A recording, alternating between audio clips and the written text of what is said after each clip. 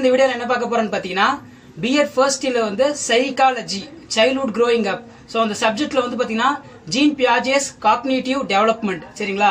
பியாஜோட அறிதிறன் வளர்ச்சி கொள்கையை வந்து இந்த வீடியோல பார்க்க போறோம். ஸோ ஆல்ரெடி பாத்தீங்கன்னா தமிழ் மீடியத்துக்கு வந்து நோட்ஸ் அப்லோட் பண்ணிட்டேன். வீவர்ஸ் ஒருத்தர் வந்து இங்கிலீஷ் மீடியத்தில் வந்து அப்லோட் பண்ணுங்க, எப்படி பேப்பர் பிரசன்டேஷன் பண்றது அப்படின்னு கேட்டாங்க. ஸோ அவங்க கேட்டதுனால பாத்தீங்கன்னா சைல்ட்ஹுட் க்ரோயிங் அப்ல நான் இப்போ பியாஜெட்ஸோட காக்னிட்டிவ் டெவலப்மெண்ட் வந்து ஸ்லைட்ஸ் வந்து போட்டிருக்கேன், எப்படி வந்து பேப்பர் பிரசன்டேஷன் பண்றது அப்படின்னு சொல்லி இந்த வீடியோ வந்து அப்லோட் பண்றேன். ஸோ இந்த வீடியோவில் வந்து பாத்தீங்கன்னா பியாஜெட்ஸோட காக்னிட்டிவ் டெவலப்மெண்ட் எப்படி எக்ஸாமுக்கு எழுதுறதுன்னு சொல்லி ஆன்சர் வித் எக்ஸ்பிளனேஷனோட வீடியோ வந்து அப்லோட் பண்றேன். வீடியோக்குள்ள போறதுக்கு முன்னாடி மறக்காத நம்ம மாணவன் ஆசிரியர் சேனலை சப்ஸ்கிரைப் பண்ணுங்க, கீழே இருக்கிற பெல் பட்டனை கிளிக் பண்ணுங்க. அப்பதான் பாத்தீங்கன்னா நான் அப்லோட் பண்ற ஒவ்வொரு வீடியோ வரும். வாங்க வீடியோக்குள்ள போலாம். ஸ்லைட்ஸ் ஒன் பை ஒன்னா பார்க்கலாம். It's theory of cognitive development, சரிங்களா?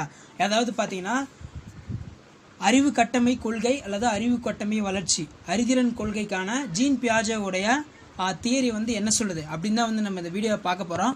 இப்போ வந்து பார்த்தீங்கன்னா நம்ம இந்த பிபிடி பவர் பாயிண்ட் ப்ரெசன்டேஷன் இது வந்து பார்த்தீங்கன்னா நான் வந்து கிரியேட் பண்ணது.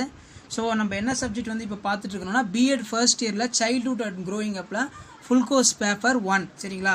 அதில் பியாஜேவுடைய காக்னிட்டிவ் டெவலப்மெண்ட் அறிதிறன் வளர்ச்சி கொள்கை வந்து இப்போ பார்த்துட்டு இருக்கோம். வீடியோக்குள்ளே போகிறதுக்கு முன்னாடி மறக்காத நம்ம மாணவன் ஆசிரியர் எஸ்எஸ் சரவணன் யூடியூப் சேனலை சப்ஸ்கிரைப் பண்ணுங்கள், கீழே இருக்கிற பெல் பட்டனை கிளிக் பண்ணுங்கள். அப்போ தான் நான் அப்லோட் பண்ணுற ஒவ்வொரு வீடியோவும் பார்த்தீங்கன்னா உங்களுக்கு வந்து நான் நோட்டிஃபிகேஷன் வரும். ஸோ இந்த மாதிரி பார்த்தீங்கன்னா நீங்கள் ஃபர்ஸ்ட் வந்து பேப்பர் ப்ரெசன்டேஷன் பண்ணுங்கள். ஜீன் பியாஜேவோட தியரி ஆஃப் காக்னிட்டிவ் டெவலப்மெண்ட் நான் இங்கே வந்து என்னென்ன கொடுத்துருக்கேன்னு பார்த்தீங்கன்னா introduction, cognitive development, sensory motor stage, pre operational stage, constant operational stage, formal operational stage, conclusion.